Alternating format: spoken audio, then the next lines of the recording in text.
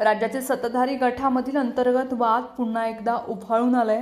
अमोल मिटकरी यांनी रोहित पवार यांच्या भूमिकेचं समर्थन करत धनंजय मुंडे यांच्यावरती सडेतोड टीका केली आहे. प्रश्न विचारणं ही लोकशाहीमधील नैसर्गिक आणि आवश्यक बाब असून त्याला चमकोगिरी असं म्हणणं अयोग्य असल्याचं मिटकर यांनी स्पष्ट केले. अजित पवारांच्या अपघातासंदर्भात उपस्थित केलेल्या शंकावरून सुरू झालेल्या वादात मिटकर यांनी थेट भूमिका घेतली.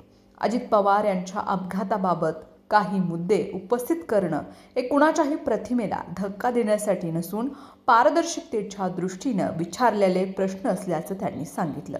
लोकप्रतिनिधींनी विचारलेले प्रश्न चुकीचे ठरवणं किंवा त्यामागे हेतू शोधणं ही योग्य पद्धत नाही. लोकशाहीत प्रश्न विचारले जातात आणि त्याची उत्तरही दिली जातात असं ते म्हणाले. मिटकर यांनी मुंडेंवरची टीका करताना घरचा आहेर देण्याची भाषा वापरली. पक्षांतर्गत मतभेद असू शकतात, मात्र सार्वजनिकरित्या सहकाऱ्यांवर टीका करताना संयम बाळगणं गरजेचं असल्याचं त्यांनी सूचित केलंय.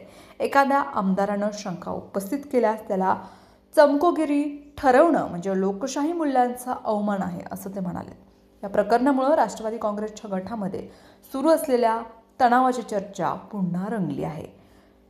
एका बाजूला रोहित पवारांनी अपघाताबाबत काही मुद्दे उपस्थित केले तर दुसऱ्या बाजूला धनंजय मुंडे यांनी त्यावरती तीव्र प्रतिक्रिया देत टीका केली. या पार्श्वभूमीवर अमोल मिटकरींची भूमिका महत्त्वाची मानली जाते.